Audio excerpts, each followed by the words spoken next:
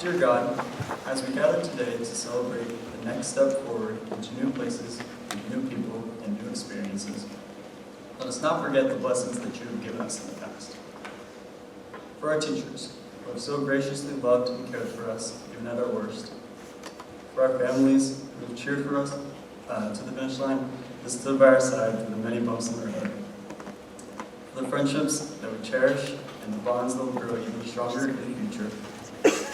And for this school and community, which have given us a safe place to learn and a strong foundation to build upon as we embark on the next step outside of Pace's walls and into the world. We thank you for the relationships that will carry with us forever. Let us seek out your guidance in times of need, and let us be kind to one another. In your name we pray. Amen.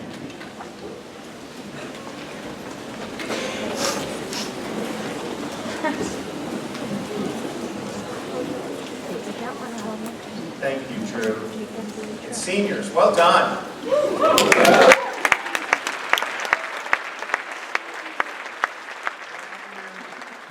to the Baccalaureate service for the class of 2019. When we practiced this a week ago, we had to ask the question, what is baccalaureate? And believe it or not, I'm not sure everyone knew. But it comes from the medieval European custom of presenting the candidates for the degree and giving thanks in a ceremony of worship, thanks to God for the lives of these young people who are dedicated to learning and wisdom. And it is true for all of us gathered here today that we have much to be thankful for. It's a special time for us to thank and give pause, and thank God for our blessings. In 1958, PACE was founded by an interfaith group of parents, a school that is not religiously affiliated, but would uphold respect for God and the Judeo-Christian ethic. We come from many faith traditions, but we speak with one voice, and we want to speak today in thanksgiving for the class of 2019. We also welcome a special guest today, Mr. Jonathan Reckford. Mr. Reckford is quite accomplished for sure, truly one of North Carolina's most favorite sons. Just last week, he gave the commencement address at the University of North Carolina at Chapel Hill. He was a Morehead Scholar there, and now he's CEO of Habitat for Humanity, and he has lived the mission of his alma mater to help the world and solve the world's greatest problems. But more important than his work there or in his service at the many boards that he serves on, today he joins us as an ordained minister and most importantly, as Lily's dad, who will graduate tomorrow. Thank you for being here, Jonathan. Secondly,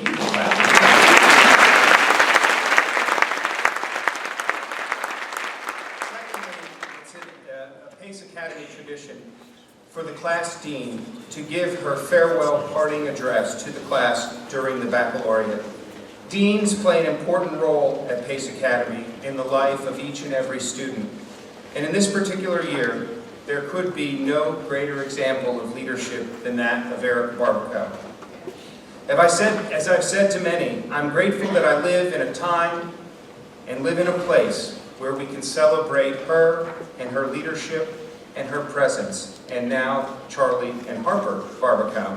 And so she will come to us live via video, well not live, recorded. Live, that would be amazing. All right.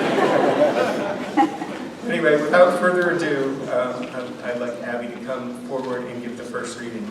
Thank you.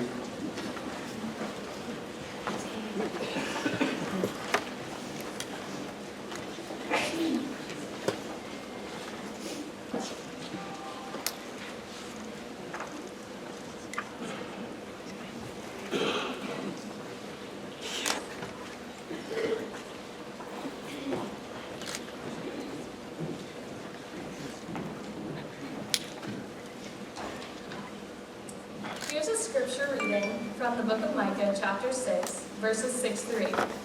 With what shall I come before the Lord and bow down before the exalted God? Shall I come before him with burnt offerings, with calves a year old? Will the Lord be pleased with thousands of rams, with 10,000 rivers of olive oil? Shall I offer my firstborn for my transgression, the fruit of my body for the sin of my soul? He has shown you, O mortal, what is good. And what does the Lord require of you? To act justly and to love mercy, and and to walk humbly with your God.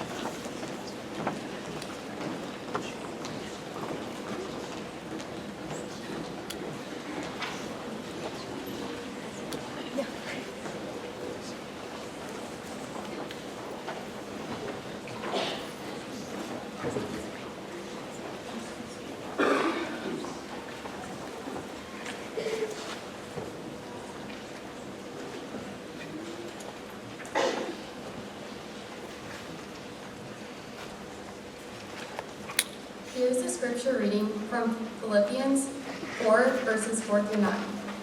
Rejoice in the Lord always. I will say it again, rejoice. Let your gentleness be evident to all. The Lord is near. Do not be anxious about anything, but in every situation, by prayer and petition, with thanksgiving, present your requests to God, and the peace of God, which transcends all understanding, will guard your hearts and your minds in Christ Jesus. Finally, brothers and sisters, whatever is true, whatever is noble, whatever is right, whatever is pure, whatever is lovely, whatever is admirable, if anything is excellent or praiseworthy, think about such things. Whatever you have learned or received or heard from me or seen in me, put it into practice, and the God of peace will be with you.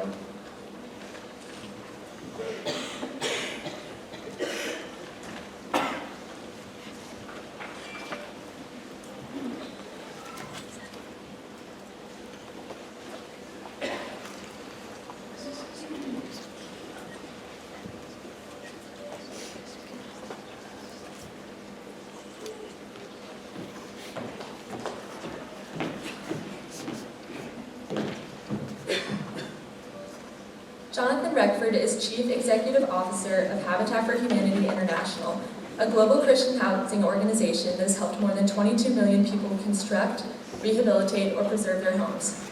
Since 2005, when Reckford took the top leadership position, Habitat has grown from serving 125,000 individuals each year to helping more than 8.7 million people annually. Reckford graduated from the University of North Carolina, Chapel Hill, Go Heels, where he was a Moorhead Scholar. He was also the recipient of a Henry Luce Scholarship, which enabled him to do marketing work for the Seoul Olympic Organizing Committee and coach the Korean rowing team in preparation for the 1988 Olympics. He earned his MBA degree from the Stanford University Graduate School of Business before spending much of his career in the for-profit sector, including executive and managerial positions at Goldman Sachs, Marriott, the Walt Disney Company, and Best Buy. Following his tenure as executive pastor at Christ Presbyterian Church in Minnesota, he was appointed CEO of Habitat. Reckford serves on the boards of the Federal Reserve Bank of Atlanta and the Stanford Business School, and is a member of the Council of Foreign Relations and the Urban Steering Committee for the World Economic Forum. He also partnered with former President Jimmy Carter on a book coming out this fall. Reckford was named the most influential nonprofit leader in America in 2017 by the Nonprofit Times, as well as Father of the Year by his 3 children and his wife Ashley. Please give a warm welcome to Jonathan Reckford.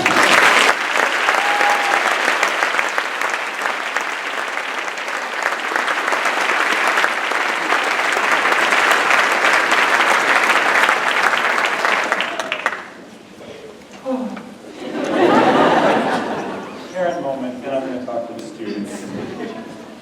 1 minute they are dancing sheep in the pageants, promise never to grow up. Then in a blink, they are powerful young women who are going to have an impact on the world. It isn't easy for parents to think about all of these leaving, but we wouldn't have it any other way.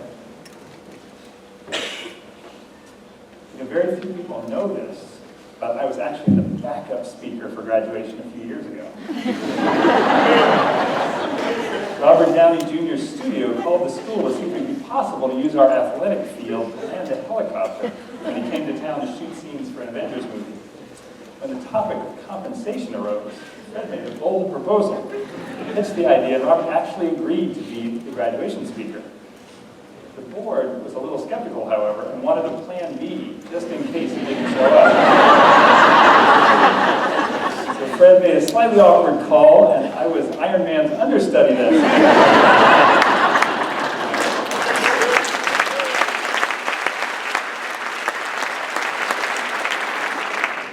The bad news is he is not flying to the rescue today. Students, this is a great moment for you and your families. I know how hard you've worked. As a PACE parent, I get to congratulate you not just as that guy speaking, but as a part of the family. And I'm very proud of each and every one of you. Many other wonderful experiences await you in the coming months. Thoughts of all those changes can be a little daunting as well. Many of you are already thinking about summer jobs, how you're going to fit in as a freshman in college. or what you really want to do in the future. We all experience the rhythms of life, the ups and downs that weave through our stories. Helen Keller once said, "The marvelous richness of the human experience would lose something of the lording joy if there were no limitations to overcome. The hilltop hour would not be half so wonderful if there were no dark valleys to traverse." I've walked through a few valleys. Lily could have also accurately introduced me by saying, failed student body president candidate at UNC, mediocre investment banker at Goldman Sachs, my first job after college. I was laid off from my job at Marriott. And after I had 3 kids, I was unemployed for 18 months. Those are some pretty epic fails, but they're an important part of my journey. I often refer to the tough times we leave off the resume as white spaces. It's been during those times that I've focused more on what God would have me do rather than on myself. So what about you? How will you know what you should be looking toward in the next chapters of your life? How will you discover what your calling is? I'm not asking what major you might be considering or your early thoughts about what profession you might pursue. I'm asking you to think about how you will discover your purpose. As theologian Frederick Buechner describes it, where the deep gladness of your heart and the world's great need meet. Today I want to ask you 3 questions about calling that perhaps you've not considered. I hope that pondering your responses will help you discover what God created only you to do. Number 1, whose voices will you allow to speak into your life? Number 2, how will you define rich? Number 3, what are you uniquely wired to do? First, influence. Whose voices do you allow to get through the barrage of messages you receive every day? We're all influenced by others. Look at your clothes, listen to the phrases in your conversations, consider your social media feeds, and even the food you eat. The people around us in the media hold great power to shape our behavior and influence our decisions. That's why I believe it's critical to have strong role models. My first, and perhaps most influential role model was my grandmother. Her name was Millicent Fenwick, and she was quite a colorful personality. She was a civil and human rights pioneer, a New Jersey congresswoman, who encouraged me at an early age to care for the lost and left out in our world. Parents may have heard the comic strip Doonesbury. The character of Lacey Davenport in the strip was modeled after my grandmother. Prior to her public life, she had written the Vogue Book of Etiquette. So in order to graduate to the grown-up table at her house, one had to be able to sit up straight, hold one's fork properly, and discuss food problems in sub-Saharan Africa. It was both fascinating and terrifying as a 10-year-old. Almost every time I saw her, she would challenge us to be useful and recite to me what she called her life verse that you heard earlier, Micah 6:8. Though it's taken some time to live into it, this passage has become my life verse as well. He has shown you, O mortal, what is good. And what does the Lord require of you but to act justly, to love mercy, and to walk humbly with your God? That passage of Scripture, my grandmother's unconventional determination to fight for social justice, had profound influences on my life. So who are your role models? Who are the people who influence you the most? You surround yourselves with positive people who want to make the world a better place and bring out the best in you? As sad as it makes the parents in this room, we are well aware that we are no longer the primary voices you listen to. Increasingly, you have the power to decide which people and which messages you're going to pay attention to. You will figure out which ideas are important and which ones you will reject, which values you want to anchor your life around. You will hear certain mantras over and over again in your head, and they do influence your behavior. Sounds funny, But a practice I found helpful is to start each day reminding myself that God is God and I am not God. It's amazing how much better things go with that little bit of perspective. Whose voices will you allow to speak into your life? Second question, how will you define rich? Research indicates that many people equate rich as someone who makes twice as much as I do.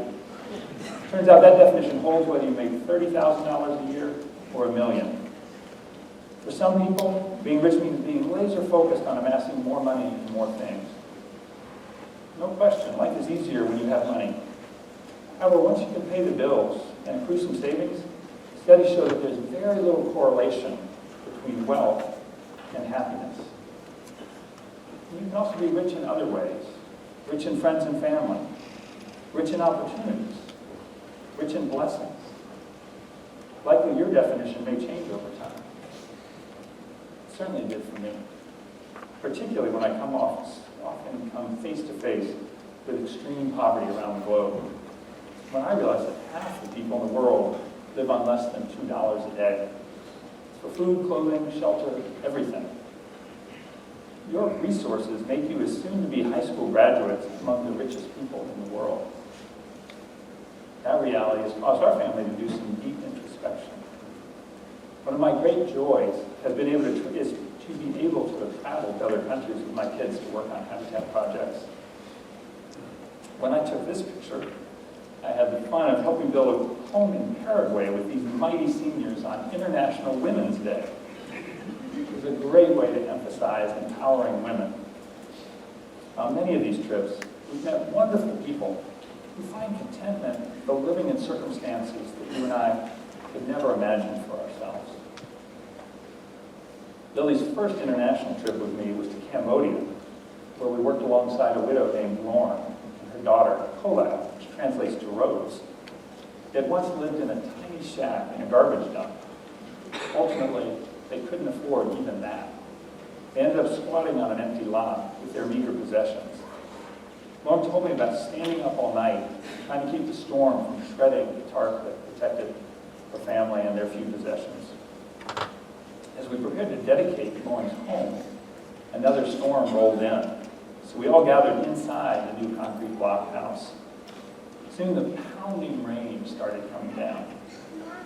I watched as Lauren and her daughter examined the ceiling. Their concern turned to relief when not a drop of water seeped in. We were relieved too. A big smile broke out across their faces. And if you could see Lily behind all the flowers, you would see absolute joy. She told me later that the experience made her acutely aware of how much she normally took for granted. Such as having a roof over her head, a door that locks, clean water, or enough food to eat. Billions of dollars spent on advertising, endless, curated social media feeds are designed to make us feel deprived. So we chase possessions and status in the pursuit of happiness. We must not confuse happiness with joy, however. Happiness is dependent on what's going on around us, and no one is happy 100% of the time. Joy is a different story. Joy comes from within. It's a matter of the heart. It's not circumstantial. Joy is the understanding that there is a greater impact, a greater goal, a greater purpose than what you might experience on any given day. I was recently asked if joy isn't an emotion rather than a virtue.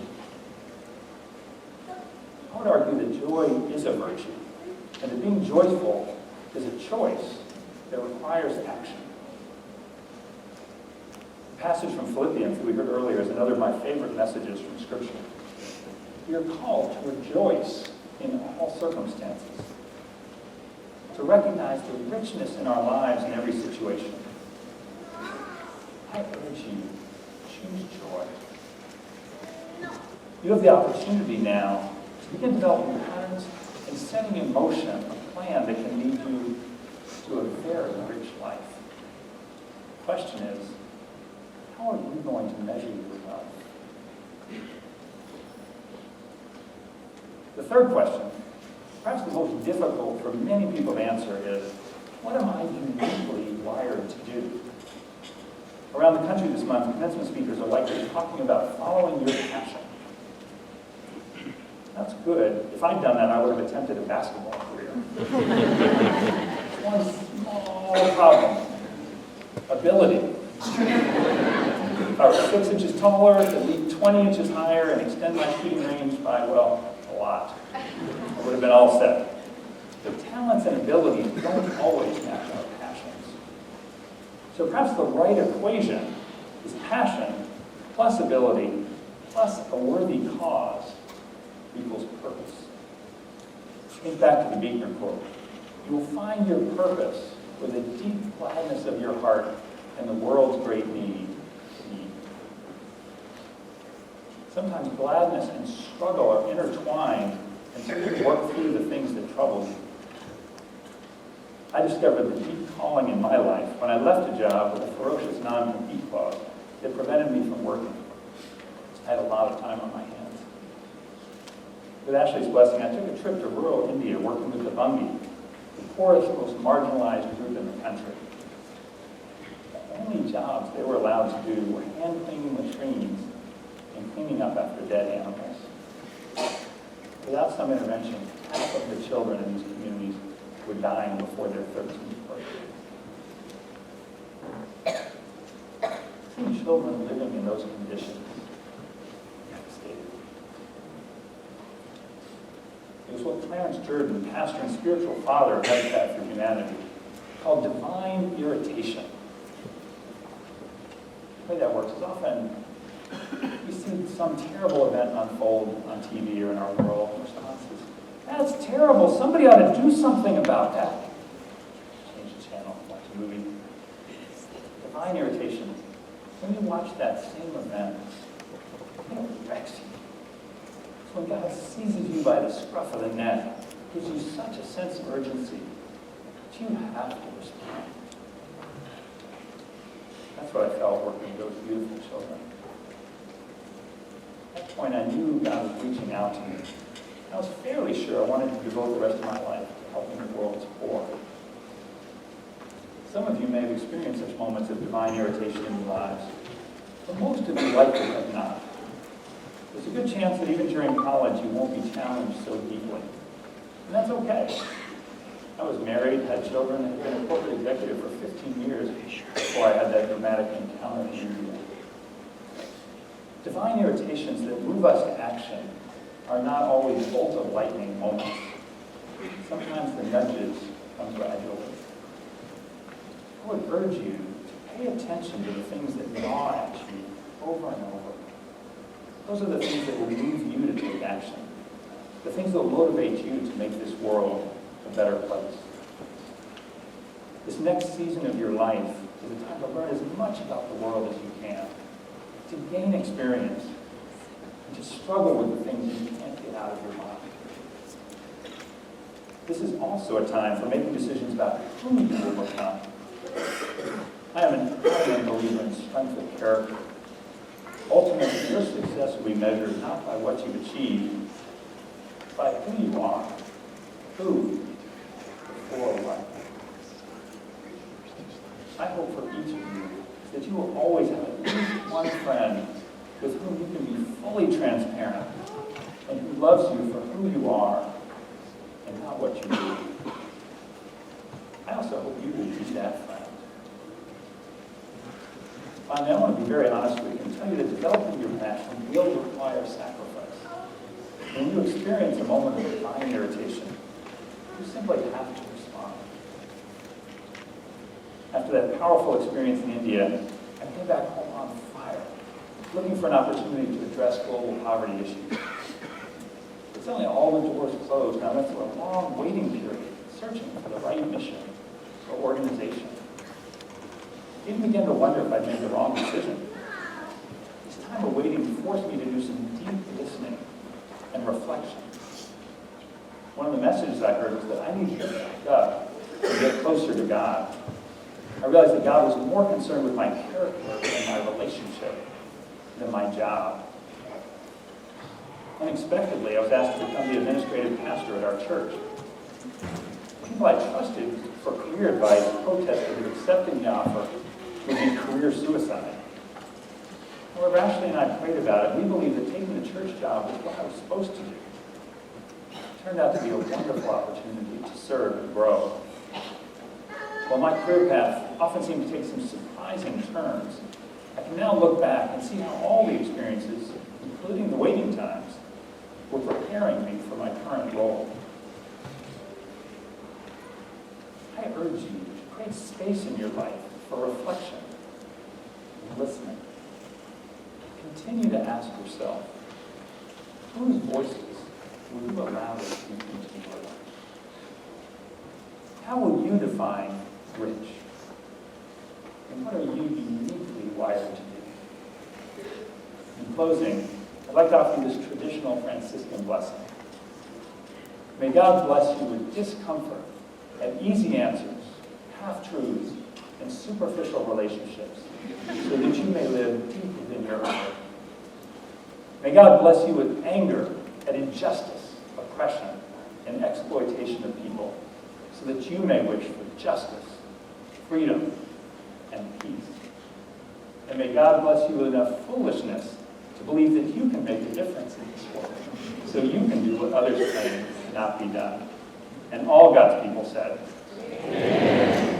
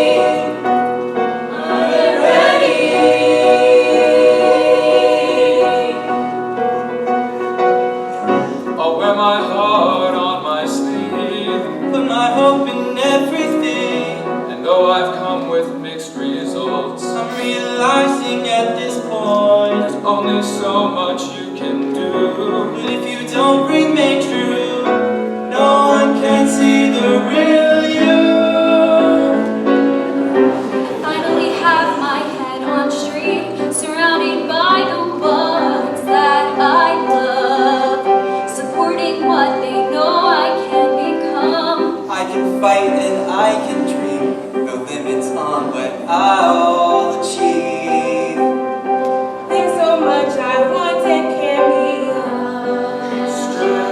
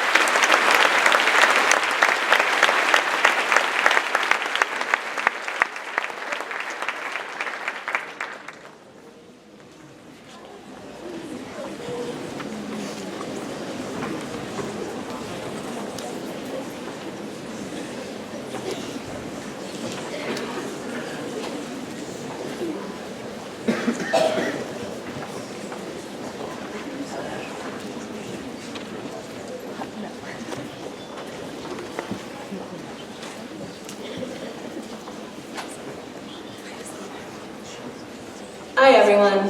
I'm sorry I can't be there with you today. I'm with you in spirit, and I'm grateful for the opportunity to speak to you. It means so much to me to be able to close out our time together in a meaningful way. What's funny is, and full disclosure, knowing I had to give this speech almost prevented me from taking this job 4 years ago.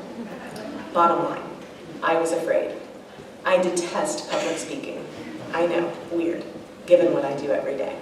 So, despite the fear, and knowing I had 4 years to figure it out, I accepted the role, and ever since I've been thinking about what I want to say that will captivate, entertain, encourage, and inspire you all. And in the crazy way life happens, now I'm not even there. And the great irony is, I wish I were, nerves and all, to see your faces and hug your necks. Rather than be afraid, I'm now grateful for this opportunity. As an English teacher, I begin my classes each year talking about why literature matters. Storytelling teaches empathy, compassion, vulnerability, grace. So I have 3 short stories to share with you that I hope will inspire and encourage you all as you venture out to your new homes with adventures that await. Here's the first story, and one that is not mine. Many of you will recall reading Life of Pi the summer before your junior year. For those in the audience who haven't read it, it's a fictional story that writer Jan Martel shares about a young boy, Pi Passin, and a Bengal tiger he names Richard Parker, alone on a lifeboat lost at sea for 227 days. Spoiler alert, Richard Parker isn't real. He's a figment of Pi's imagination. In an inception move, or something we English nerds call metafiction, the author creates a fiction within a fiction. Here, the writer imagines the story into being, and then he creates a character who imagines another character, a dangerous Bengal tiger who could kill and eat Pi at any moment. It is this fictional creation that saves him. Pi needs Richard Parker to survive. He's lost his family, his home, and in many ways his hope. While on this journey, a normally devout and prayerful person, Pi questions God. He begins to lose his faith, something that he holds dear. But Richard Parker serves as a distraction, a means to an end. And so, Pi's imagination is what saves him in the end. Moral of the story: continue to imagine and create. Hold on to the things that make you, you. Try not to lose sight of who you are just because you're growing up. Stay committed to your dreams, but be open to new ones too. And don't let fear get the best of you. Sometimes the things you fear the most will be the most rewarding in the end.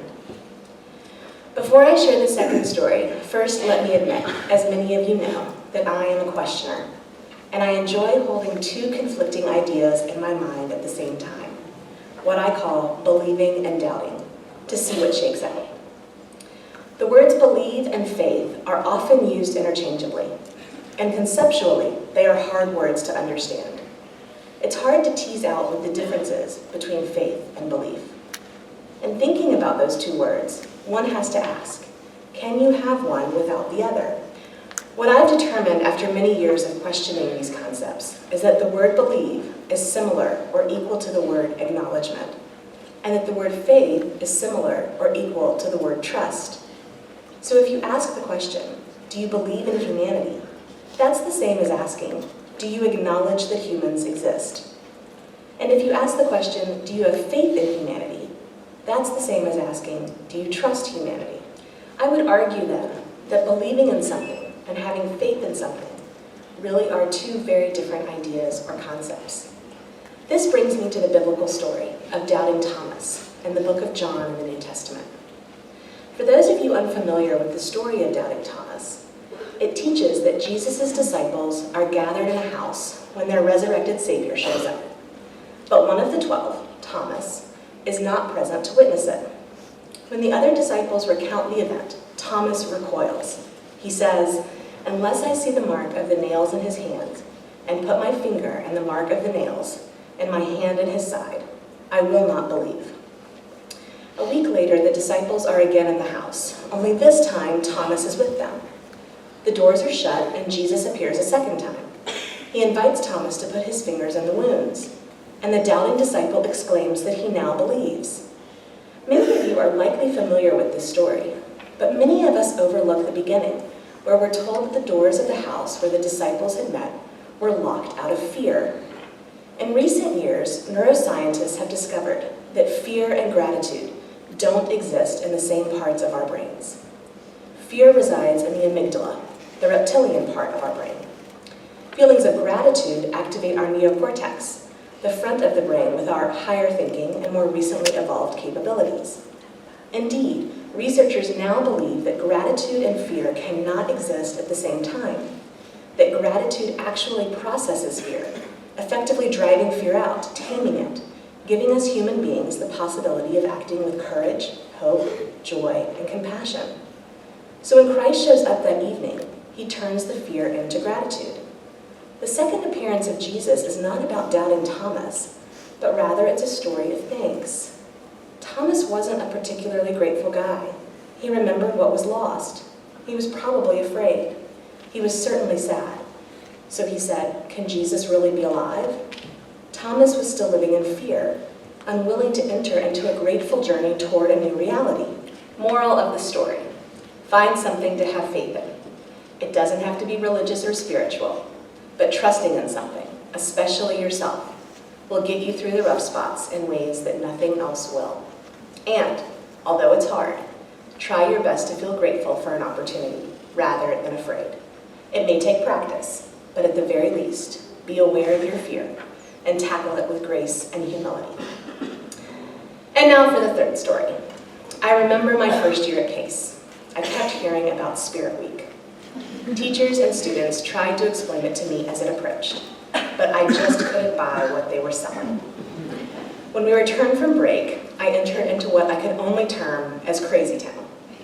For a week, with virtually no direction from adults, I watched students come together to decorate, plan, dance, fight, and make ridiculous yet hilarious videos. There was much laughter, there were a few tears, and I sat back knowing there was no way what these students were doing would end successfully. I just couldn't believe it. I was horrified that no one was helping them choreograph the numbers that suited their theme choices. I couldn't fathom what high school student could organize an entire grade, or order costumes for everyone, or command the attention of people who didn't want to listen, especially if they didn't agree. I thought to myself, this is nuts. These people are crazy. They think this is cute, but it's a disaster. I was unable to suspend my disbelief. I was certain I knew better. While impressed with the senior decorations on Friday morning, I still wasn't sold. I entered the Inman Center at 2 p.m. that Friday to sit at the judges' table. What a brilliant way to indoctrinate new teachers to Pace, have them sit front and center and watch Crazy Town turn into something so beautiful that words can't do it justice. And I was blown away. Sure, the freshmen had much to learn, but well, wasn't that the point? And yes, some of the dance moves didn't leave enough to the imagination. I was transfixed. And the seniors, wow. After 3 years of practice, they had fine-tuned their efforts. And boy, was it impressive. Their theme was Candyland, and they transformed Pace Academy into just that. I realized in that moment that Spirit Week was impossible to explain with words. You simply had to be there to understand that this one week was Pace in a nutshell. Several years later, I met you all as you entered as freshmen, the class of 2019. We went on your freshman retreat, bonded, took risks, and had a good time. The first semester went pretty well as we got to know each other. And before we knew it, Spirit Week was upon us. Like all freshman classes, you had much to learn. It wasn't your best effort, but you did try. You came together as a class and worked together as a team. Given your collective reputation when you entered the upper school, that was a feat in and of itself. We made it through that first attempt and survived your freshman year. And by the time your sophomore Spirit Week rolled around, I knew your class had this thing licked. I'd argue that it takes a class and their dean roughly 3 semesters to get into a groove. And at this point, we had hit our stride. You all became the Wizard of Oz. I had never seen anything like it. This week bonded you like nothing else, and everyone at Pace saw what you were capable of accomplishing. This group, this class of 2019, put their collective mind to something, and with the incredible leadership and guidance of a few, you gave it your all and ended with a performance that blew the roof off. Now, Some may say, okay, who cares? It was a Spirit Week performance. But it was so much more than that. It defined the spirit of this class. Your junior year was as dynamic, as impressive, and as bold. And I continued to sit back and watch in awe as you came together for a common goal and succeeded in that effort.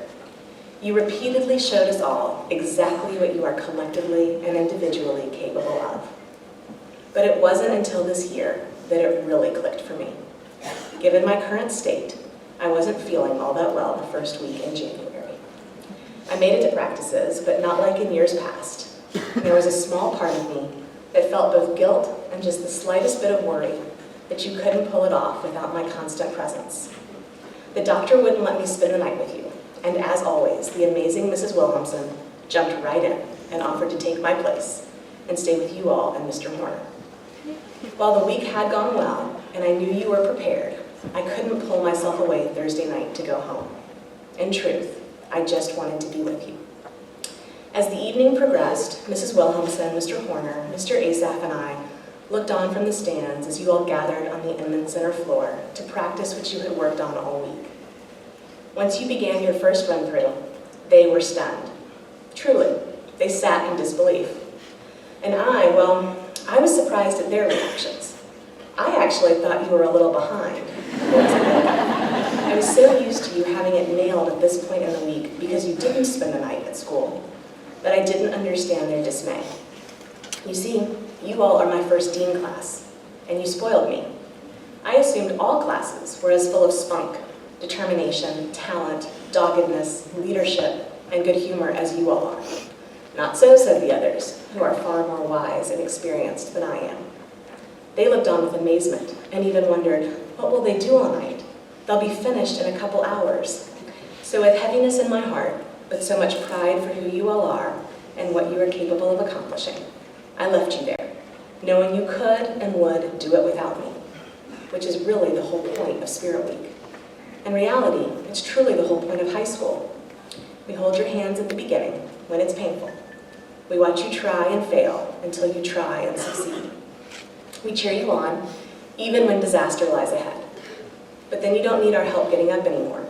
You brush yourselves off and find another way, a better way, that proves your growth as people, both as individuals and as a group. And you soar. And you, the class of 2019, soars spectacularly. Yes, you rocked Spirit Week. That's a given. But you soar in so many ways. You're outstanding students, athletes, artists, and innovators. More important, you're kind, and you serve your community well. Moral of the story: hard work pays off. Spirit, flexibility, and fun matter. And in the end, it's the collective effort that makes all the difference. When I accepted the role of being your dean, I was a doubting Thomas. I think that manifested itself early on in my fear of giving this speech. I doubted myself. I doubted that I could do this well, both the speech and deaning your class. I was afraid of failing, but now, because of you and what you've taught me, I am grateful. In short, my message to you is this: don't be afraid, even if things aren't going perfectly, because life isn't perfect, it's messy. That doesn't mean you should be afraid to take risks. Think before you act, be creative, dive in, lean in. You won't always know what comes next. In fact, most often you'll have no idea. But that doesn't mean that making a tough choice isn't the right choice. And ride it through. The bumps can often signal you made the right call. Sometimes it takes the road a little time to smooth itself out. Stay the course. Work hard. Ask the right questions, both of yourself and of others. And be grateful for the chances and opportunities you are given.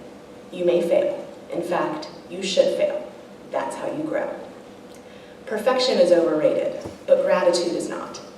I'm so thankful for being given the opportunity to work with you all these last 4 years. It has been one of my life's greatest honors. Now I face a new unknown. In some ways, I'm graduating with you and entering an entirely new stage myself. It is all of you that have prepared me for this next step. In many ways, my role as your dean has sometimes been one similar to that of a mother. I'm certainly protective of you. When you are in danger or in trouble, my mama bear claws come out as a tool to protect. And when you are the cause or the reason for the trouble, I don't love you any less. I may get angry or frustrated with you, but it's because I care so much about you, believe so much in you, know that you are capable of so much. I imagine parenting will at times be similar to deaning. I imagine that there will be times I'll want to throw in the towel. There was that time with you all. It was April of your freshman year, and I just didn't know if I had the strength to keep going. It was a tough spring. We were still getting to know each other and trust each other. And your parents and I were still getting to know each other and trust each other. And I was tired and a little cranky. And I shared with Mr. White that I didn't think I could keep going in this role. And he reminded me of my commitment and what it meant to keep my word. I had said yes to 4 years with you all, for better or worse. And here I was nearing the end of year 1, and I wanted to give up. I'm so thankful I didn't, and so grateful to him for telling me what I didn't want to hear. That's what real and true friends do. I knew he and many others had my back, so I put my head down and kept going. We all got through May, and do you know, by the middle of June, I actually missed you like crazy. I knew then I wasn't going anywhere. I was exactly where I needed and wanted to be. And over the last 4 years, it is you all who have given me the courage to face the unknown, the fear, and walk into it with my eyes wide open. Watching you grow and learn as people, make mistakes, fall and get back up again, has given me the belief and faith that I can do it too. Thank you for that gift. I'm excited about what the future holds for all of us. I carry you all in my heart, for it is there that I know you will never be far away. Come visit, come share your stories, the good, the bad, and the mundane, for they are what make us who we are. So, to the best class, I miss you already. In many ways, you are my family. I am not afraid to send you out into the world. You are ready. You are remarkable. You will light it on fire. The modernist poet Ezra Pound once said that nothing matters in the end but the quality of the affection that carves the trace in the mind where memory lives. This is the answer to why I'm already missing all of you. And the memories of these last 4 years will live on in my mind. So for now, I'll say aloha. What a perfectly chosen theme and word for your class. Both because it means hello and goodbye as a greeting, but also because it means love, peace, and compassion. This may be goodbye for now, but I have faith that it isn't forever. We will say hello again soon, and always with love. Be kind, do good, and as always, make good choices.